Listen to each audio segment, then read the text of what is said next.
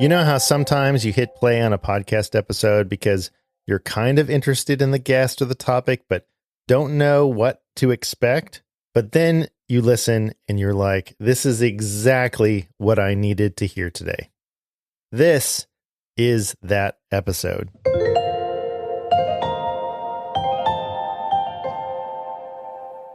My name is Tim Villegas from the Maryland Coalition for Inclusive Education, and you are listening to Think Inclusive, a show where with every conversation we try to build bridges between families, educators, and disability rights advocates to create a shared understanding of inclusive education and what inclusion looks like in the real world.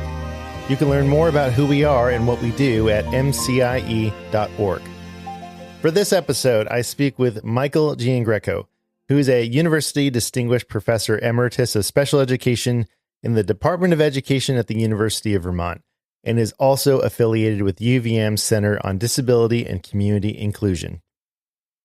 Michael and I discuss why so many school systems rely too much on paraprofessionals when implementing inclusive education. We talk about why he cautions parents about advocating for that one-to-one for their child. And stick around till the end when Michael shares what inspired using cartoons as a communication tool. I've seriously been so excited to share this interview with you. Dr. Giangreco has authored over 200 professional publications on a variety of special education topics and presented extensively both across the United States and internationally. And he has great stories. Thank you so much for listening. And now, my interview with Michael Giangreco. Michael Giangreco, welcome to the Think Inclusive podcast. Great to be here. Right before we got on to recording, you said it's been a long time since we've talked. So I don't know exactly when, but I believe it was a phone call. And I always tell this story, although I don't typically drop your name. We had a discussion, and I'm not exactly sure why we had a discussion. I just remember that we had one. I remember you telling me, Tim, at some point, you're going to have to decide. You're going to have to decide like what is next for you. And I don't think staying in the school system is it. Is what I remember. Now, is that what you remember, or do you have a different kind of recollection? You're taxing my old brain in terms of my memory. I think that what I recall is you were still working in some separate programs at the time. Yes. What I remember is not that I said that you had to think about whether you're going to work in schools, but whether you're going to work in separate segregated programs or inclusive programs. Yes. Because I knew that you were really committed to the concept of inclusion and the practices of inclusion. And that I think that was more of it, not whether you would continue to work in schools. Well, that's an interesting nuance because I think probably from my perspective, there are no inclusive schools where I live. Right. So I think it was more like the realization that, wow, if I want to keep doing what I'm doing, and if I really want to, I'm going to have to move, which, wasn't an option at least at that point, and certainly not now. But I'm going to have to look for something else. So, Michael, I appreciate you having that conversation with me, and I really, honestly, I don't remember why. I think one of the things that you make me think of is when you say that there aren't any inclusive schools where you were or are, that I don't know if you've noticed this, but in a lot of my writing, I use the term inclusion-oriented schools rather than inclusive schools, because I have kind of a similar feeling all over the country that there are really very, very few truly inclusive schools, even those that call themselves inclusive. They're really more inclusion-oriented schools. They're striving to be inclusive, hopefully, but many of them have not fully arrived. And the experience that I have had in Vermont is people want to come and visit, quote, inclusive schools. And I have to tell them, like, yes, these are folks that are, trying to be inclusive, but you're going to see some warts. You're going to see some things that aren't utopia, right? And maybe we never, maybe inclusion is like justice. You're kind of always striving for it, and you never fully get there. And but it's definitely worth keeping going. Yeah. Yeah, I think that's an important thing to discuss or to think about, is that yeah, inclusion isn't necessarily a destination, right? It's an idea, it's something that we're striving for. And there certainly are like characteristics and markers of inclusive schools. And I'd rather have a school that was committed to inclusion rather than not. So those are all, great points. But I generally agree. Like we're very careful. I'm very careful, and we are, as MCIE, very careful at labeling schools as inclusive or not. We have a very short list. Right. And the same thing is true for quote model programs. Yeah.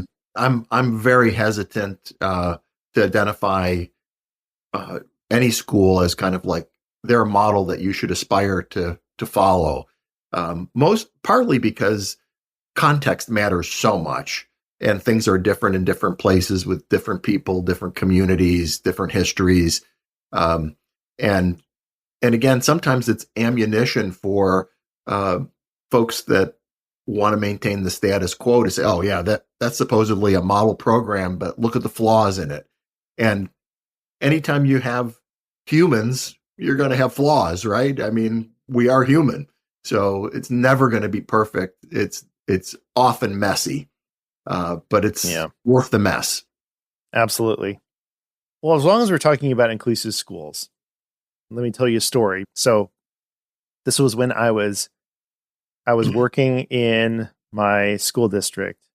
This was probably early or middle of the road in my inclusion journey, and we were actively including a student with multiple disabilities in general education.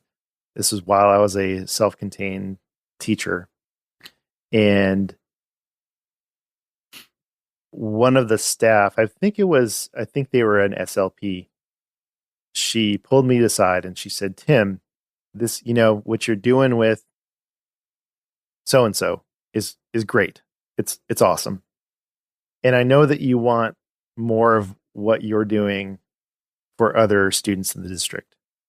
But if we're going to do this, we need a whole lot of paraprofessionals to be pushed in for these kids for it to be successful. I mean, basically, we just need a whole bunch of one-on-ones." And so at the time, I was like, I don't think that's right, but I don't think I was well versed enough to say, well, here's why it's wrong. But even now, like, I hear of districts just relying on paraprofessionals for this work. So, what, in your opinion, are some of those detrimental effects of just relying on paraprofessionals to do the work of inclusion? I'd start by saying I'd add in the word inadvertent, Mm, inadvertent detrimental effects, because when people, whether it's a parent advocating for a one-to-one or a teacher or a special educator making that advocacy, or whether it's an administrator, whoever it is, I'm assuming that their intention is positive. They're trying to be supportive. And the fact that there are documented detrimental effects is an inadvertent side effect. I often think of the fact that adding paraprofessionals is kind of a path of least resistance. It's the easiest, simplest, most obvious thing that most people think of. And it's where a lot of the earliest inclusive efforts started. I mean, back in the 80s here in Vermont, that was one of the ways that people got their foot in the door, was to offer paraprofessionals. One of the big problems with offering the paraprofessional back then to get your foot in the door is that it sent the wrong messages. It sent messages that, you know, schools, teachers, principals, you don't really have to change. You know, like regular ed doesn't have to change at all. We're just going to put this person there and they're going to be responsible. Like, you're not really responsible. You're just a host. So don't worry, you know, your world isn't going to change that much. And so it's kind of understandable that people took that path to get in the door when the door was shut tight in the 1980s, right? Mm-hmm. But we never really moved off of that, and it proliferated. In the early 1990s, some of my colleagues and I had a federal grant looking at related services for students with deafblindness and multiple disabilities who were in regular classes in Vermont schools. And we were studying service coordination, but at the end of the project, we noticed that we had a lot of data on paraprofessionals because all the kids we were observing and the staff we were interviewing and so on, all these kids had one-to-one paraprofessionals. And so we had all this data, and even though it wasn't the focus of our project, we said, you know, we really should look at these data more closely. And the qualitative data that emanated from those interviews and observations resulted in the publication of a study that was published in Exceptional Children back in 1997, long time ago, which was called, I'm going to hopefully get it right, but it's going to be close. It was subtitled Helping or Hovering, Effects of Instructional Proximity on Students with Disabilities. And it was kind of a demarcation point in the literature, because before that point, there were plenty of articles in the literature, some data-based, some not data-based, that were basically saying, paraprofessionals are great. We just need more of them. We just need to do a better job training them. We just need to do a better job clarifying their roles and supervising them. But they're the answer. That was the mentality. They're the answer. Go paraprofessionals. Now, I want to preface the inadvertent detrimental effects by saying very clearly, as a former special education teacher myself, I have a tremendous respect for paraprofessionals and the work that they do. I have a hard time imagining having any success in the settings that I was in without the help of the paraprofessionals that I worked with. They were amazing. That said, the model of having particularly one-to-one paraprofessionals kind of attached at the hip in regular education settings, we identified a whole series. I won't list them all, but I'll name some of the key ones. So one of the things that came up was that we documented were just kind of how this encouraged unnecessary dependency by the students on their paraprofessionals. It tended to interfere with peer interactions because the paraprofessional was a physical and symbolic barrier to other people getting involved, particularly peers. And if you're assigned one-to-one to help a student, to support a student, what we found was that the paraprofessionals were literally within arm's reach of, like, within 3 feet of their student all the time. And when other students in the classroom tried to come into the bubble, so to speak, that the paraprofessional and student were in, oftentimes they were rebuffed. And part of it was, when talking to paraprofessionals, it's like, this is my job. This is what I'm supposed to be doing. Like, you do your thing, I'm going to do my thing. And we noticed when paraprofessionals had to leave the situation, whether it was to, run an errand, take a break, go to lunch, whatever, other people filled that space typically. But what was really interesting is what happened when they came back. If a student, for example, a peer, filled the space, and when the paraprofessional returned, the paraprofessional was like, okay, now go back and do your thing because I'm here now. I've got this under control. then eventually people stopped filling that space when the paraprofessional left, because they got the message, like, this is a separate zone for just us, Right. just the paraprofessional and the student with the disability. But other examples of inadvertent detrimental effects, besides interfering with peer interactions and creating unnecessary dependencies, is it also interfered with teacher engagement, with the teacher getting involved. And one of the things that I strongly believe, and I think is well documented in the literature, is that among the most important variables and qualities of a successful inclusive placement is the extent to which the regular education teacher takes ownership and is engaged with the student with a disability, so that they're not just a host, they're actually the teacher, and they think of themselves as the teacher. And so often the presence of the paraprofessional interferes with that. It also decreases the availability of competent instruction for students, because as hardworking and dedicated as paraprofessionals are, and you might get lucky and have a licensed teacher who's working as a paraprofessional, you can't count on that. And so it's like kids without disabilities get access to highly qualified teachers and special educators and related services providers.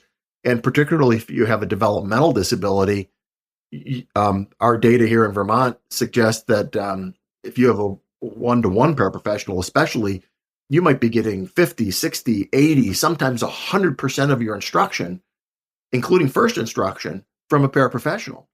And that's rooted in a lot of really unhelpful foundations and thinking about people with disabilities. It's rooted in very low expectations. And I try to point out to people that this is fundamentally an equity issue in part. It's an instructional issue, but it's an equity issue for people with disabilities. And it's, I always encourage people to ask the question, would the practice be okay if the student didn't have a disability? And, if you said to somebody, well, we've got a new program in literacy for our first graders and kindergartners, and they're not going to have access to any teachers who are actually trained in literacy instruction. We're going to hire a whole bunch of really nice, dedicated people who are willing to work for a non-livable wage, and they're not really going to be supervised. And we're just gonna say, here, this kid, go to it and do some reading stuff with them. People will be like, whoa, wait a minute, that's not cool, that's not okay. But somehow we've convinced people that we're doing kids and families, kids who have disabilities and their families, we're doing them a favor by assigning an untrained, unsupervised, less skilled person.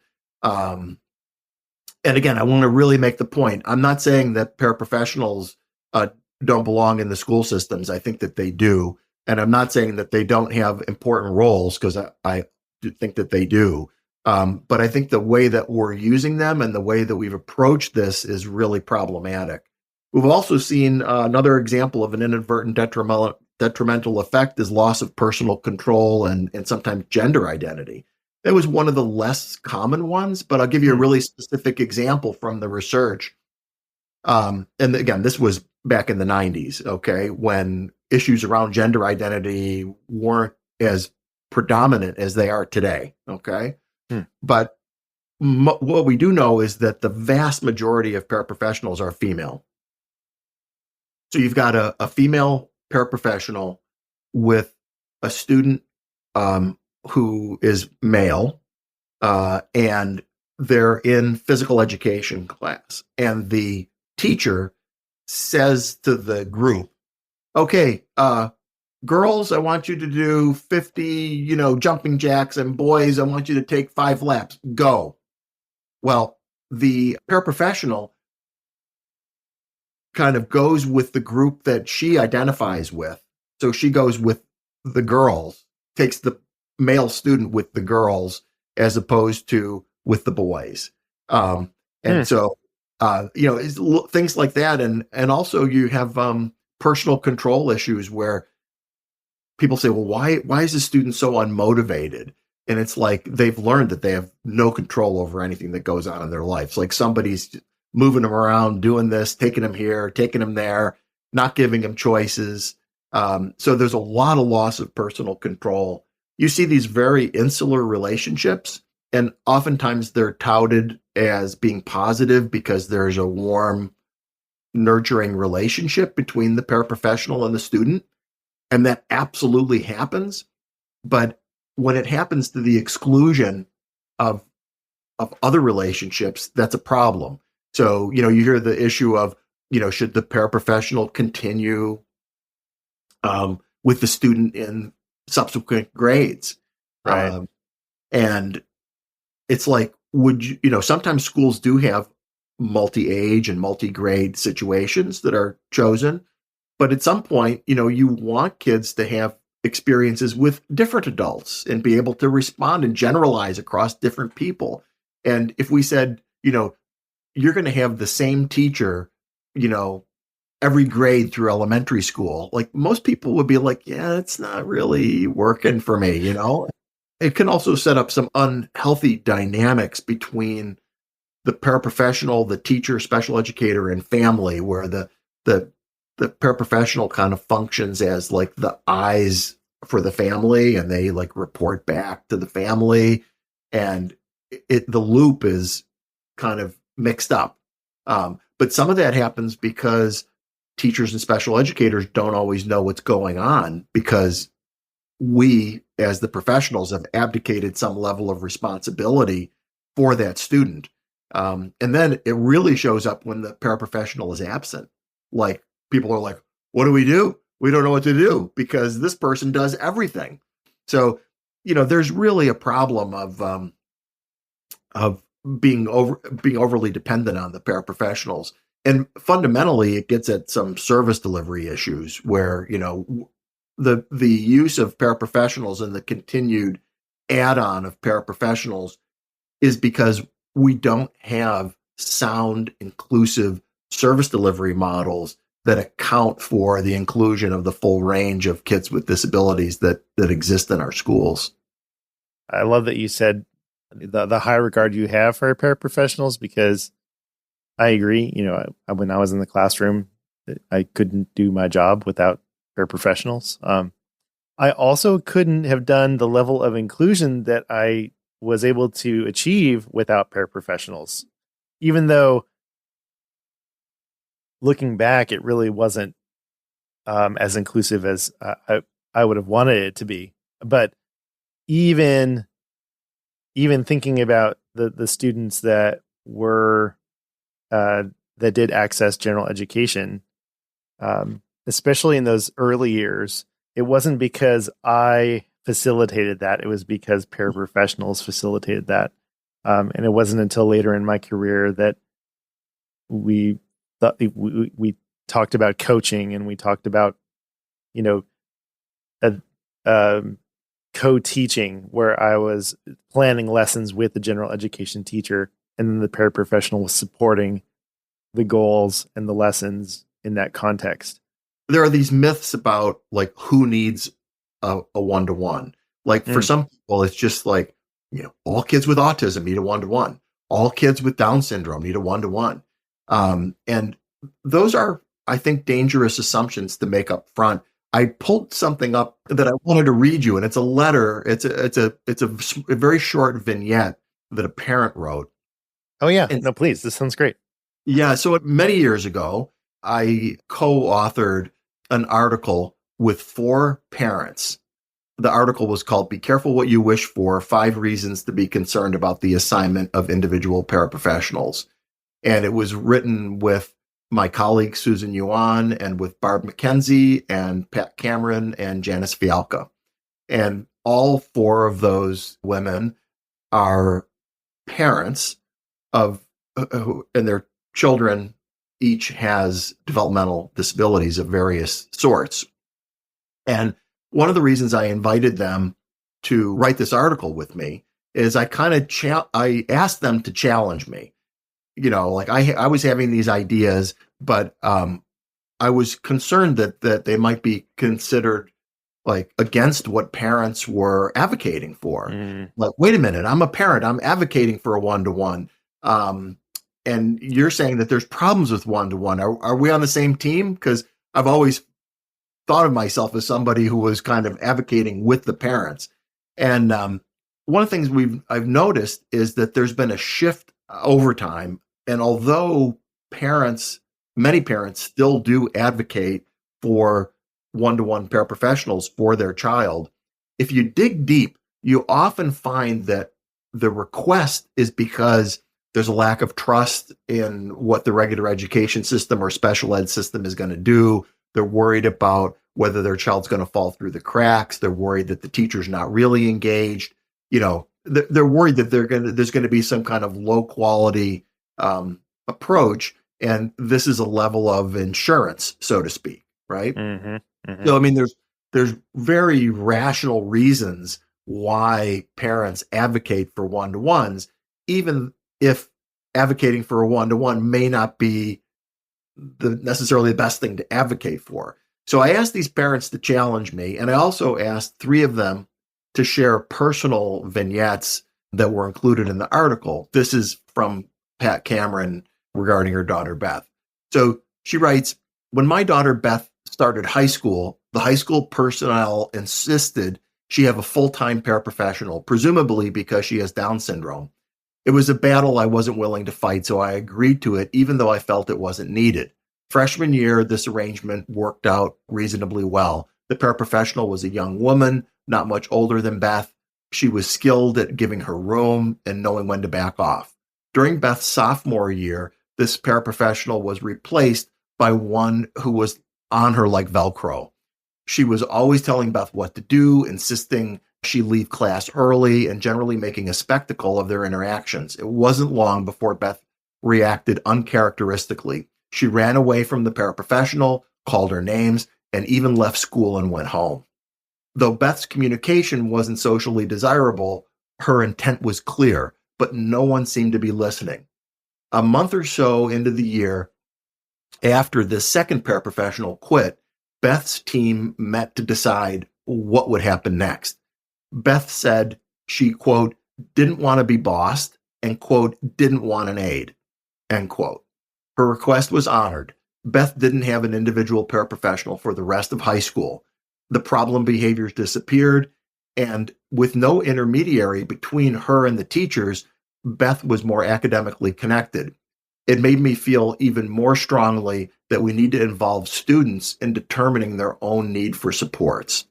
And my point there, in part, and to me, that's a really powerful story, is that parents are now advocating for their child to have access to the highly qualified content specialist. If you want your child to learn to read or develop in math, you have a choice between an unskilled paraprofessional or somebody with a math background. Like, give me the person with the math background, right? But we're still in this place where some people think of children who have children and youth with disabilities as my kids or your kids instead of our kids, right? And so, of course, part of the mentality in a truly inclusion-oriented school is that we're all responsible for all the kids. We don't have your kids and my kids. They're our kids. Exactly. Yeah. Well, Yeah. that brings up the idea, or I guess the discussion of what roles there should be in inclusive schools. Yeah. You mentioned general education teachers feeling like students with disabilities in their classrooms are actually their students and not just the students of the special education, or the responsibility of the special education teacher or the paraprofessional. How have you seen those responsibilities shift in the mindsets of educators? They haven't shifted wholesale around the country. If they had, we'd be seeing a lot more success than we're seeing, because we see a lot of unevenness around the country, and even within the same states and school districts, there's ebbs and flows as personnel change, as leadership changes, and so on. So I think we still have a long way to go with this. A number of years ago, I convened a group. I can't remember how many people. I'm looking at a document here. But it was probably a dozen or more people, and they were all general and special education school leaders. And as a result of working with them, my close colleague Jesse Suter and I, and a local school principal, Vicki Graff, longtime advocate of inclusive education as a regular education school principal, wrote an appendix that is located in the book Choosing Outcomes and Accommodations for Children, 3rd edition. And one of the things that we advocate in there is the idea that while so many places want to start with like, what's the paraprofessional's role? And you see all kinds of articles on what's the paraprofessional's role. We think that that's part of the problem. We should never be starting with what's the paraprofessional's role. If a student is in a regular class, the very first place we want to start is, what is the teacher's role? And the way we framed it in this document was we identified 8 key roles for teachers. So not every single role that a teacher engages in, but 8 key roles related to inclusive education. But it all starts with the phrasing, teachers contribute to the education of students with disabilities in inclusive schools and classrooms and demonstrate educational ownership by, and then doing these different things. Okay. Mm-hmm. And it's interesting because when we first did our first draft of this, the idea of teacher ownership was one of the items. And it was by vetting this document through like a dozen school leaders, they said, no, that is part of the base. That's part of the starting point. All of the things should be contributing to them having educational ownership. And so what we do is we start with the general education roles, and then there's a set of special educator roles, which mostly parallel the teacher roles. And part of it is that with the special educator roles, we say special educators contribute to the education of students with disabilities in inclusive classrooms by, and a lot of it is co-creating and co-managing, co-facilitating all the things with the regular educator. And it's only after you have determined what is the role of the teacher and the special educator that you're in a position to then start to say, for paraprofessionals contribute to the education of students with disabilities in inclusive schools and classrooms and help create opportunities for classroom teachers and special educators to spend time instructing students with disabilities and collaborating with each other by doing these things. So it's not what's their role in instruction, what's their role. They shouldn't have a role in planning, I don't think. But it's like the paraprofessional's role is not so much to support the student, but to support the teacher and special educator. And that's also a big mind shift. Yeah. Because what we typically do is we say the role of the paraprofessional is to support this student. And so it's their instruction, it's their social behavior, et cetera. And what we're saying is, no, the teacher is the lead person for every other kid in that classroom. They should be the lead for this person. But then we have to focus on, how do we support this teacher? And that's a great point. Yeah. Would be supporting the teacher. So it's a mind shift for sure. Yeah, that's a great point, Michael. I'm not sure if I've thought about it quite in that way. Yeah, I wonder if some of the language I've heard around paraprofessionals is that they're teaching assistants, and I wonder if that is on purpose. So I always use the word, and it's a very nuanced difference, but I think there's a difference between being a teaching assistant and a teacher assistant. Oh, yeah. So to me, they are a teacher assistant. They are an assist to the teacher. And it's not necessarily with teaching. It might be with teaching, or part of it may be with teaching, but part of it may be with other things. I also think that it's problematic when you assign somebody just to students with disabilities in the classroom. In the models of service delivery that we've been developing, the paraprofessionals have split funding or shared funding between general education and special education. And because they are assigned to the teacher, not to a student, then the teacher deploys them to work with whichever students, they need them to work with. Yeah, absolutely. Absolutely. That's a big role shift. So, like I'm thinking about like assigning students in assigning learners in natural proportions. Because let's say you have a grade level, and let's stick to middle school, and you have seventh grade students, and you have a number of students with particular disabilities, and you are kind of spreading them out across the grade level. So there's no inclusion classrooms; it's just classrooms. And then typically, typically you have students first, and then you look at roles.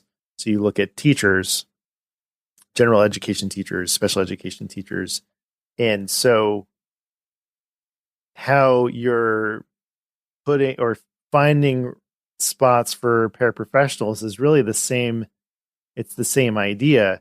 You're just saying in this role, this classroom or this teacher is going to need this kind of role. Is that right? The teacher's helping to decide how the paraprofessional is most useful to them. Mm-hmm. So that they can be engaged with all their learners. This brings up a point that's a little bit off the topic, but it's kind of a personal pet peeve of mine. When you mentioned natural proportions, because I think that's a really important concept. And as you know, co-teaching is very popular. Mm-hmm. And co-teaching can be great. But one of the problems that I see in schools that I visit, and I've seen it repeatedly over many, many years, is that in order to justify the presence of a co-teacher, meaning a special educator co-teacher, schools routinely violate natural proportion.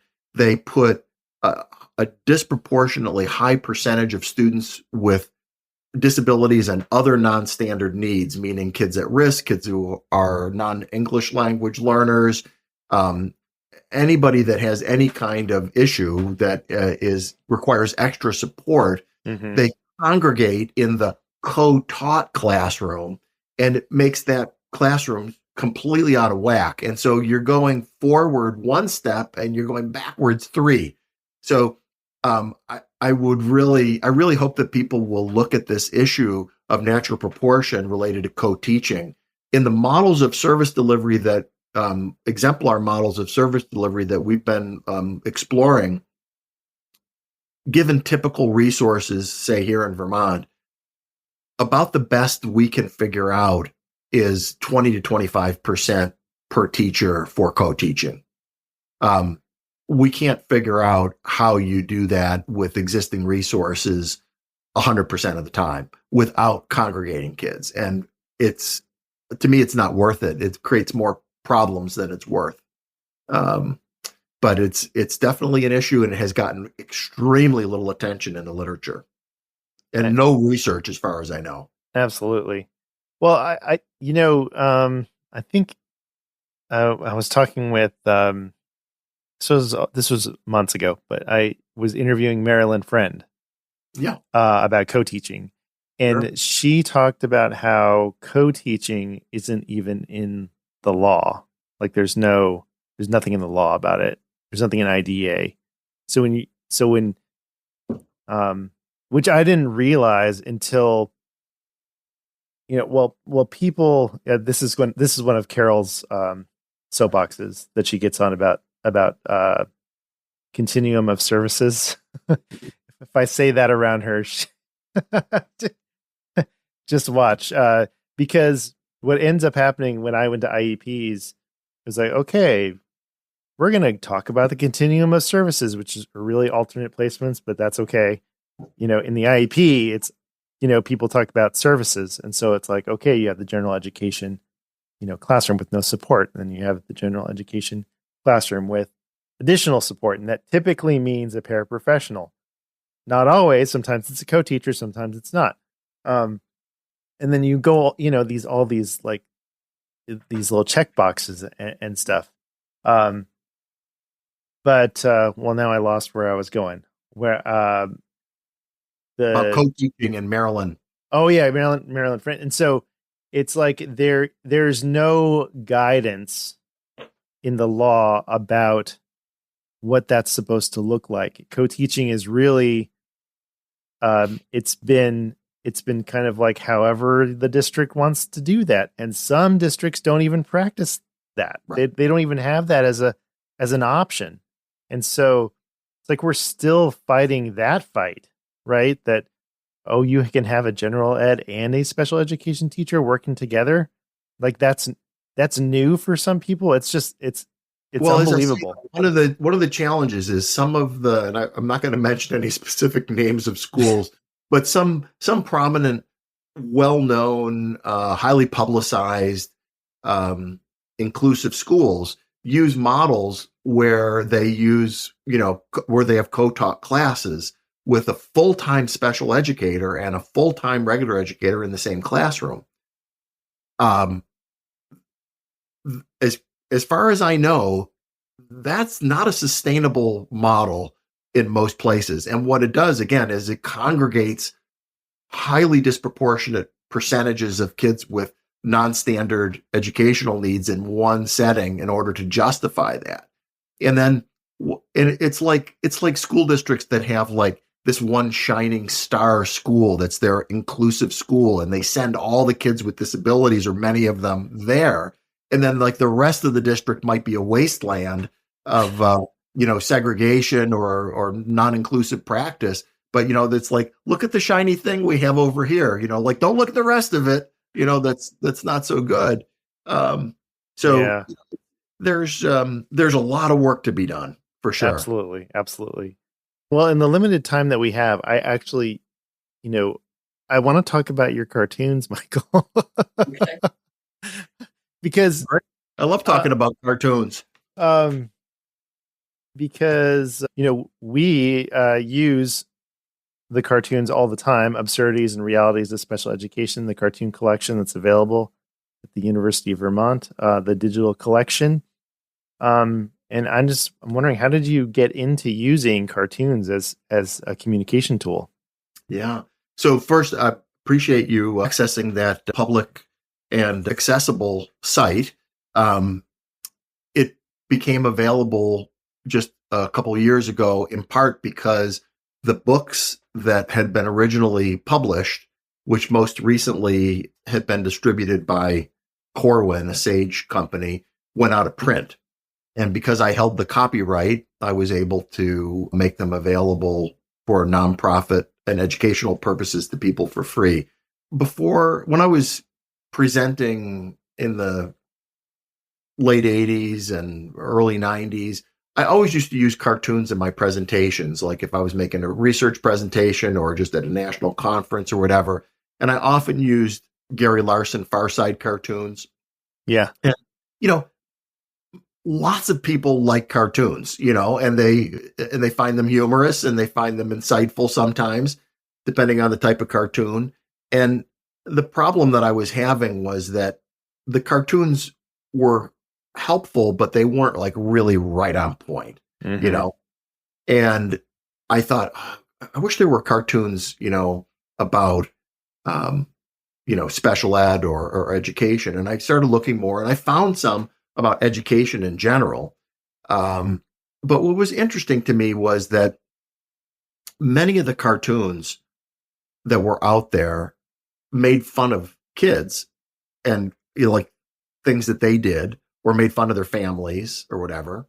And my own personal experience as an educator who, started teaching in the 1970s as a special education teacher, was that most of the most absurd and ridiculous things that happened were perpetrated by us as professionals, in the name of our profession. Um, and and so I wanted to poke fun at us, at the things that we do, things that I did myself personally, that I look back on and think like, how could I have ever thought that was a good idea? Right. But so I kind of got frustrated with the fact that I didn't have cartoons that were on point, and I started, jotting down ideas, and I incubated on this for a long time, like years. And finally, I just started like drawing them. I just like got a pad of paper, started drawing them and writing out the text. And the only problem I had was I'm a terrible drawer. I can't draw to save my life. So what I ended up doing was I worked with a friend of mine, Kevin Ruel, who is an amazing artist and does all different kinds of art.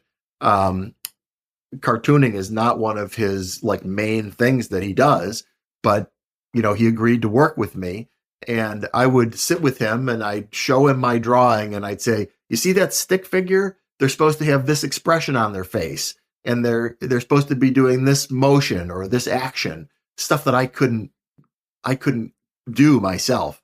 And then we would edit back and forth until the cartoon matched the image that was in my mind. And so I did all the original drawings, all the original text, and then I worked with Kevin to make it look like it looks in the cartoons. And originally they were all black and white as well. They were line drawings because the technology of the day, this is like pre-computer presentations, were overhead projections. Some of your audience doesn't even know what that is. But we had these, plastic yes. clear plastic things that you will run through a copy machine, and color didn't work because the copiers weren't color. So we purposely made them all black and white line drawings. Then when things moved more digitally to computer presentations, we colorized everything. So now we've got color versions of everything. So the thing is that most people don't read the literature.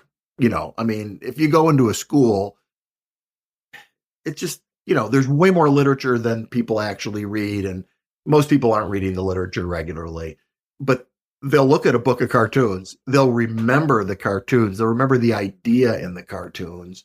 And so it's been a lot of fun. We've done over 340, I think, maybe we're over 350 now of cartoons. There are some on the site that were never published in books that are new to some folks, but it was just another way to communicate with people. Like I always tried to do the research and actually have a research study. And then we had a series, I don't know if you've seen it, it's old now, but it was called Quick Guides to Inclusion. And it was a very kind of teacher friendly, very short, non-researchy way to summarize the research. And then cartoons and practice materials too, like, how-tos. But the cartoons really have resonated with a lot of people. Originally, nobody wanted to touch them, like nobody wanted to publish them because they were concerned that they were unscholarly, that they would make the publisher seem unscholarly, that they would make me seem unscholarly. And it's like, I wasn't really concerned about that. So they finally, it took a mom and pop publisher at the time, Patrol Publications out in Minnetonka, Minnesota, tiny little publishing house, to say, yeah, we'll publish these. And then eventually they sold the distribution rights to Sage, to Corwin, and then they went out of print. Wow. But yeah, it's been a wonderful ride. It was a labor of love, and it was really fun to do them. And what a gift to the community. What a gift. I love seeing them pop up every so often. I mean, we share them, but I mean, obviously we're not the only ones that share them. So, and they're wonderful. So, I guess the sad news about it is that the sad thing about it is a lot of these cartoons were written 1998, 99, 2000. Here we are more than 20 years later, and they're still relevant. Absolutely that's sad that they're still relevant. Yes. Yes. So the most recent cartoon, I think, wasn't it like 2012 or 2010? Yeah, Or there've do been. you? I'm not sure. I can't. I'd have to go look when the Yeah. no. Well, I did one last year actually. That Oh, was at the okay. rest of the Australian an Australian inclusive education organization asked me to take a diagram that they had and turn it into a cartoon, and that one was added to the to the digital collection. Okay. But Yes. Yes. Well, we'll make sure to link that into our show notes. Um, as we're wrapping up here, is there anything else that you wanted to share with our audience of educators and parents and families? well, you and I had uh, an exchange on email a little bit about thinking about the future Hmm. and kind of what the future holds. I've been working on inclusive education issues since the late 70s. I mean, it literally started for me when I was working in a segregated school or a wing of it was a wing of a vocational center. And I had a segregated classroom for students who had the most severe, what were referred to at the time as severe and profound multiple disabilities. But I had a few very young children, and there was a preschool, there was a childcare vocational program in the vocational school where I was working. So it was a big vocational center, and a wing of it was basically a separate special ed school. And I started my first efforts at inclusion back then, trying to get the couple of kids in my class that were age appropriate included with kids without disabilities in that childcare environment. And then in the early 80s, even, I was working on it again from a segregated situation, taking my kids to a local elementary school and including them in natural proportion in regular classes, and getting in all kinds of trouble for doing that. Yeah, as um, oh, I'm blanking on the name of the wonderful congressman who passed away last year from, I want to say, from Georgia, who was part of Martin Luther King's Oh, John Lewis? John Lewis. Thank you. He talked about getting in good trouble. Yes. Uh, so it was good trouble. Thank you No for helping me with my memory. problem. But I think that one of the things that I've seen, so I've been at this a long time, and sometimes I feel like it's banging my head against the brick wall, and other times it's like, once you've seen what inclusive education can do when it's done reasonably well, to me, there's no turning back. I can't I can't even imagine not advocating for it because it's just um, so many positive outcomes can come when it's done well. And I think one of the messages that I want to give to people is to avoid or to watch out for critics who make this kind of either or argument to people. The argument that they make is um, either the child can be included or you can have good instruction. But if you want good instruction, you're not going to get it in an inclusive classroom. So, because we need to do, very systematic precision teaching kind of stuff. And so, decide what you want. Do you want them to be included and it's for, quote, social reasons? Or do you want them to get good instruction? And the price of good instruction is segregation. Well, I think that is such a lame argument, and it's a paper tiger. And I would also say that you can't have quality inclusive education if the student is not academically engaged in some way.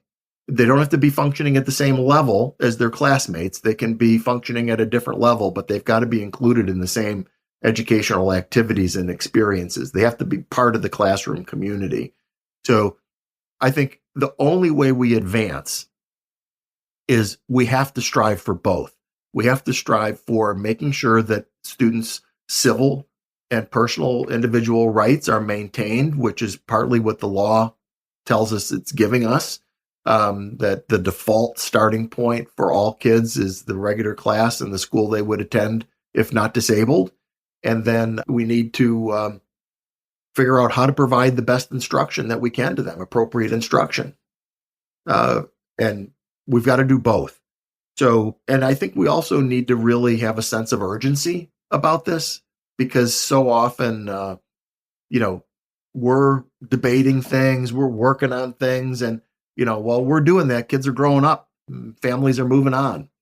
So we really need to support each other in doing this. And we need to develop more inclusive models of service delivery. One of my own frustrations with our field recently is that we have so much emphasis on curriculum instruction, behavior supports, et cetera, all important stuff.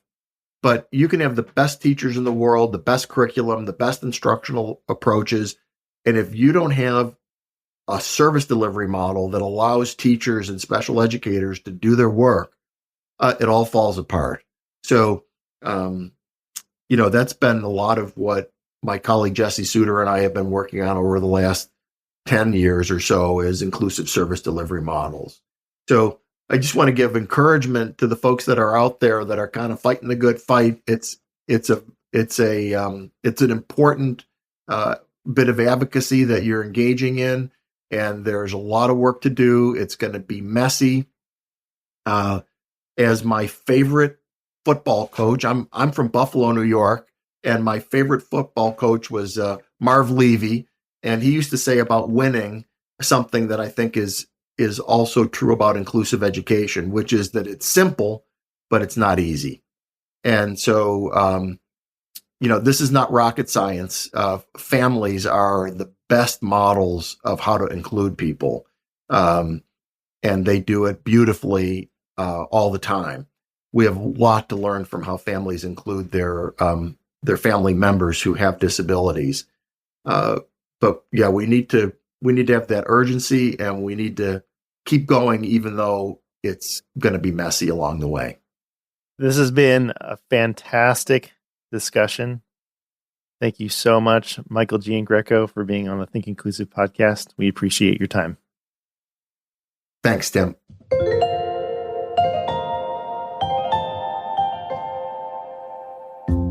Think Inclusive is written, edited, and sound designed by Tim Villegas and is a production of MCIE. Original music by Miles Kredich. If you enjoyed today's episode, here is one way that you can help our podcast grow. Right now, only for patrons, we have a special preview of Inclusion Stories, MCIE's new podcast series that will launch later this year. To get access, go to patreon.com/thinkinclusivepodcast. Special thanks to our patrons, Melissa H., Sonia A., Pamela P., Mark C., Kathy B., Kathleen T., Jarrett T., Gabby M., Aaron P., and Paula W. for their support of Think Inclusive. For more information about inclusive education or to learn how MCIE can partner with you in your school or district, visit mcie.org. We are 3 times a month now, so look in your feed next week for more Think Inclusive. Thanks for your time and attention, and remember, inclusion always works.